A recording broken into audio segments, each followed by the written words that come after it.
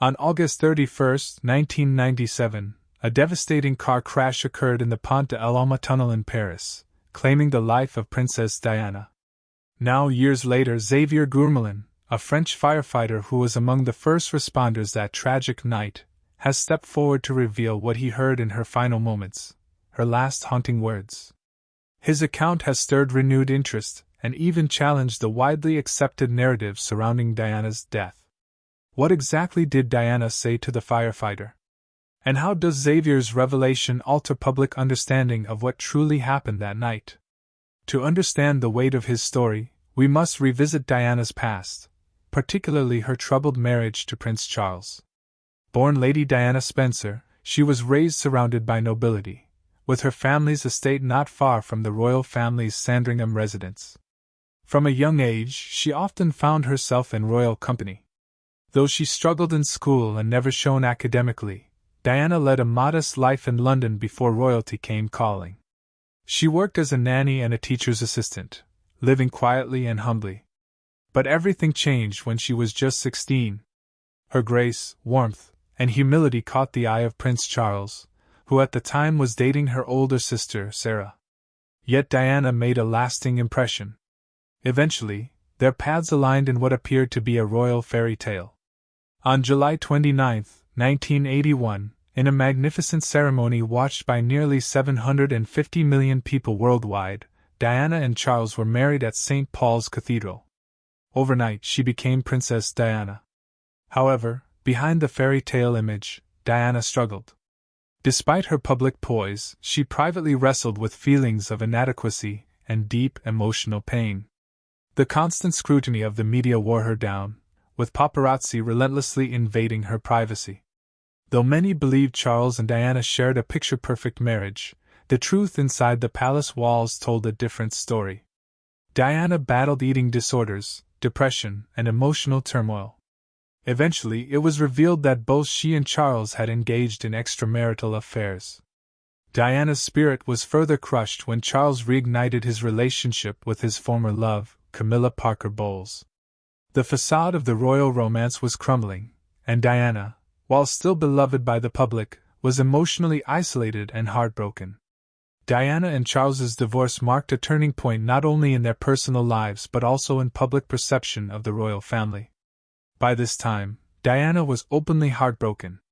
Then came a moment that shocked the world: her candid interview with journalist Martin Bashir. In the emotional broadcast, Diana spoke bravely about her pain, confessing, "There were 3 of us in this marriage," referring to Camilla Parker Bowles. She also revealed her battles with depression and bulimia and how isolated she felt when trying to seek help. The interview changed everything. Not long after, Diana and Charles officially separated, and in 1996, their divorce was finalized after 4 years of living apart. While the public showered Diana with sympathy and support, her sons, William and Harry, were reportedly upset by how much of their family's private struggles had been made public. The end of the marriage was especially difficult for Diana. According to reports, she became more withdrawn, surrounded herself with a small, trusted circle, and stepped back from the public spotlight. Still, through the pain and upheaval, Diana slowly began to rebuild her life. Her romantic world began to open again, and she found renewed purpose in her humanitarian work. She became a beloved global figure, known not just as a princess but as a kind, compassionate woman who used her influence to help others. As for Diana's romantic relationships, many have fascinated the public for decades. In her younger years, her beauty and charm attracted many admirers. She was rumored to have had romantic connections with her bodyguard, Barry Manicky, and British Army officer James Hewitt. Another close friendship, with childhood friend and car dealer James Gilby, came to an end after a private phone call between them was leaked, causing a media frenzy. Later, Diana found a deeper, quieter romance with British Pakistani heart surgeon Hazat Khan. Friends said Diana was immediately charmed by him during a visit to Royal Brompton Hospital, and the two managed to keep their relationship very private. Diana confided that she had never met anyone like him. She even suggested a secret wedding and seriously considered moving to Pakistan to live a more peaceful life with him.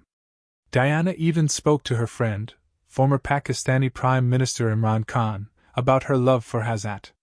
Imran later confirmed that Diana was truly in love with the surgeon. However, the pressures of public life and Hasnat's dislike for the spotlight ultimately led to the end of their relationship. Shortly after, Diana accepted an invitation to vacation in France with Egyptian billionaire Mohammed Al Fayed. Diana had first met Mohammed and Prince Charles at a polo match back in 1986. Later, she and her sons, William and Harry, stayed at Al Fayed's villa, where she began to grow close to his son, Dodi Fayed. The media took notice when Diana hinted at a surprise during a press encounter, sparking speculation. Tragically, that surprise would never come to pass. Dodi, a film producer who had long admired Diana, had already taken a romantic interest in her before she was invited to France. The story of Diana and Dodi was just beginning, but it would end far too soon.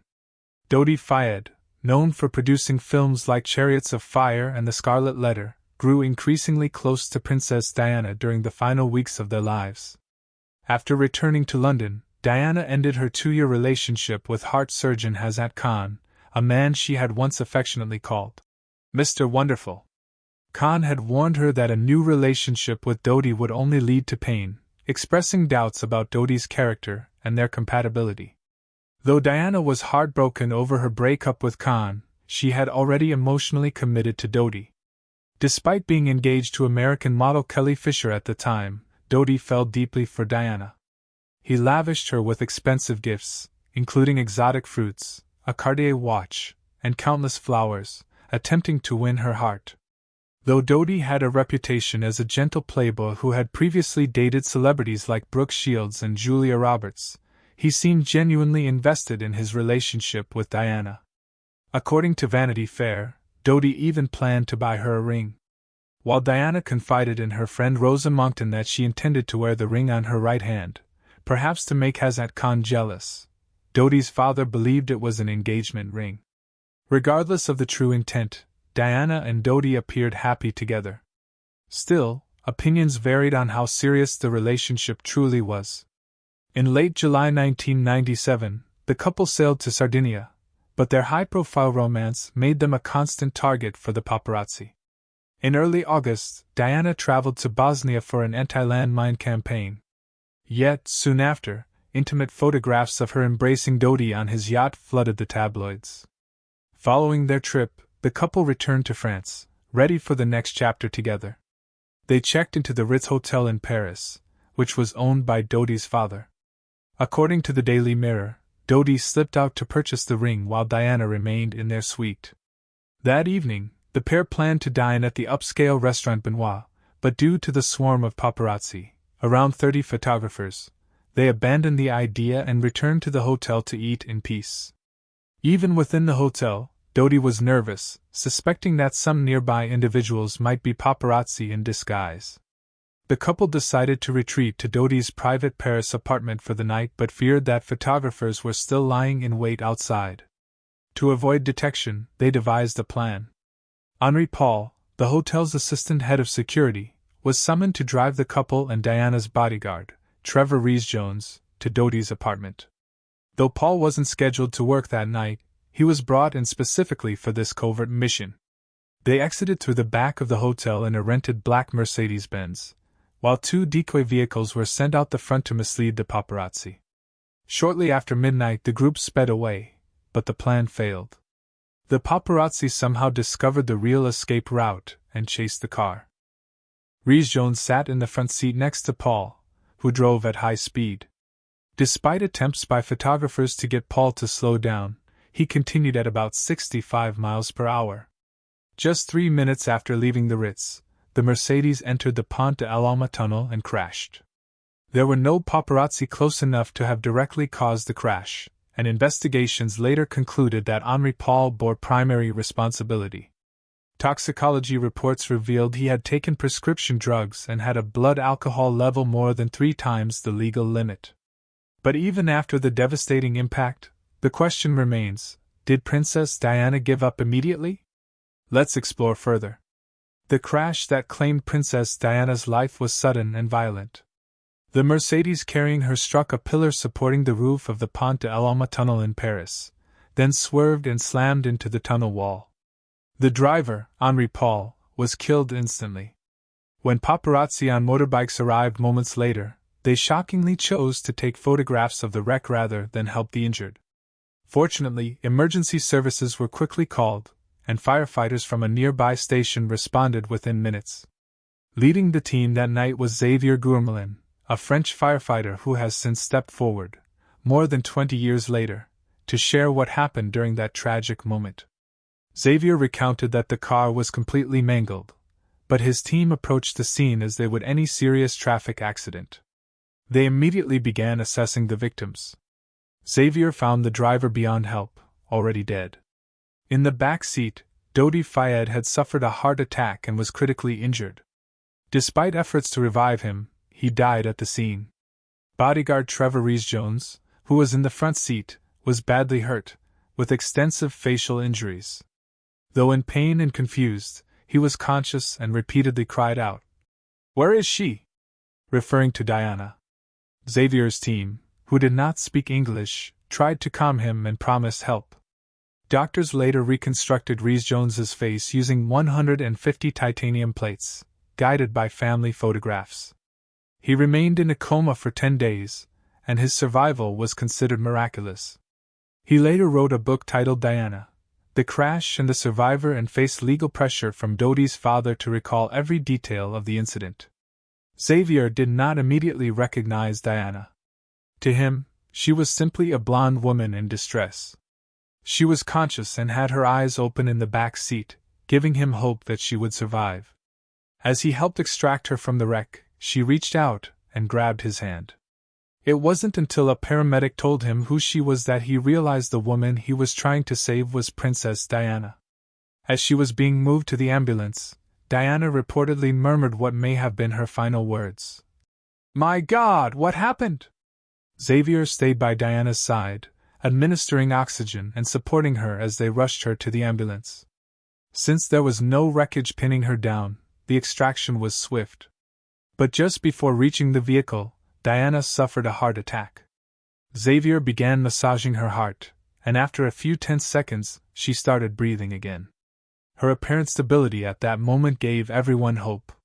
She wasn't visibly bleeding much, save for a small cut on her right shoulder, which made the team believe her injuries might not be severe. She was loaded into the ambulance in what seemed to be a stable condition and was immediately taken to the hospital. Despite doctors doing everything they could, reviving her multiple times, Diana died from internal injuries. The fatal damage included a torn vein in her lung and trauma near her heart. Xavier, who remained silent about that night for 2 decades, finally spoke in an interview after retiring. He shared that he still remembers every moment of that night in August and thinks of it each year.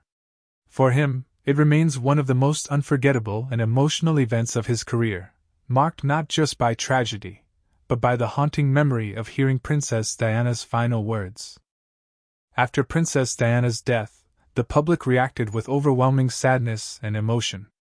People were invited to sign a book of condolences at St. James's Palace in London, and a similar book was made available at the British Embassy in the United States.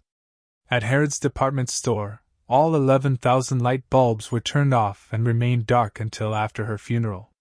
Volunteers from the Royal Voluntary Service and the Salvation Army helped comfort the crowds waiting in long lines along the mall throughout the night.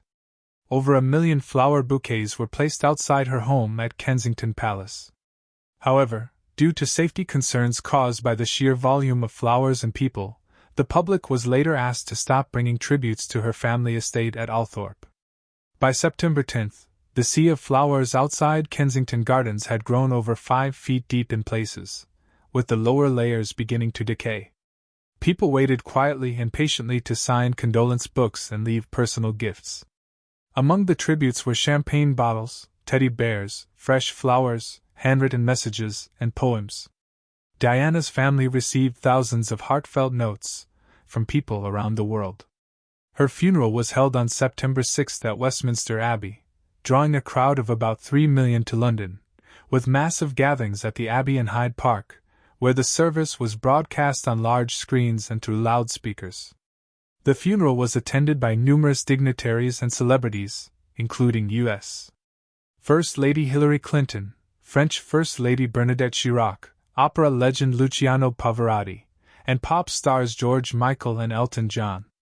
Elton John performed a rewritten version of his classic, Candle in the Wind, titled Goodbye England's Rose, in honor of Diana. The emotional tribute became the best-selling single of all time, selling over 33 million copies. The traditional rules of decorum were broken when mourners clapped after Diana's brother, Earl Spencer, delivered a powerful speech criticizing the media and indirectly condemning the royal family for how Diana had been treated. Approximately 31.5 million people in the UK watched the funeral on television, and globally, an estimated 2.5 billion viewers tuned in, with the broadcast translated into 44 languages. After the funeral, Diana's coffin was transported by hearse to her family estate at Althorpe. Along the route, mourners threw flowers, and vehicles on the opposite side of the highway stopped to pay their respects. She was laid to rest in a private ceremony on a small island in the middle of a lake within Althorpe's gardens. Following British aristocratic tradition, her coffin was lined with lead and weighed around 250 kilograms. She was dressed in a black gown designed by Catherine Walker, with black stockings, and held a rosary in her hands, a gift from Mother Teresa just a day before the fatal accident. A visitor center was later opened at Althorpe, featuring an exhibit dedicated to Diana's life and a walking path around the lake. All proceeds from these activities were donated to the Diana, Princess of Wales Memorial Fund. This touching tribute allowed people from around the world to honor her memory and reflect on her legacy of compassion and service. Diana's global tributes. After the heartbreaking news of Princess Diana's death, a wave of sorrow swept through London and quickly spread across the globe. Within just an hour, thousands of mourners gathered outside Buckingham Palace, many bringing flowers and heartfelt tributes. Soon, floral arrangements began pouring in from across the world. In a solemn display of national mourning, the BBC lowered its flags to half-mast, a traditional gesture of respect for a deceased member of the royal family. On radio and television, the British national anthem, God Save the King, played quietly as the nation tried to come to terms with the devastating loss of their beloved princess. Renowned poet Ted Hughes penned a moving tribute in her honor, and sporting events across the UK were postponed out of respect. Across the Atlantic in the United States, the grief was equally profound. On September 5, over 14,000 people marched through the streets of San Francisco to honor Diana's tireless humanitarian efforts, especially her advocacy for AIDS victims. In Los Angeles, nearly 2,500 people gathered at a baseball field, transforming it into a glowing sea of candles and peaceful tribute. Back in Paris, where the tragic crash occurred, thousands visited the crash site and the hospital where Diana had passed away. Visitors left touching messages, candles, and mountains of flowers. Some even tried to enter the Ritz Hotel, where Diana had stayed on that fateful night. The evening before her funeral, around 300 members of the British community in Paris attended a special memorial service. In Egypt, the homeland of Dodi Fayed, who died alongside Diana, crowds visited the British Embassy in Cairo to sign condolence books and leave messages of sympathy. The grief was truly global. Many celebrities, actors, and musicians publicly criticized the paparazzi, blaming them for the aggressive chase that contributed to the tragic accident. In Paris, a sculpture known as the Flame of Liberty, located near the tunnel where Diana died, was unofficially transformed into a memorial site in her honor. In 2004, Queen Elizabeth II opened the official Diana, Princess of Wales Memorial Fountain in Hyde Park, London. Then in 2021, her sons, Prince William and Prince Harry, reunited to unveil a statue of their mother in the sunken garden at Kensington Palace, a place Diana had dearly loved. Princess Diana's death sparked a global outpouring of love and remembrance, proving that her legacy as a compassionate and devoted humanitarian would never be forgotten.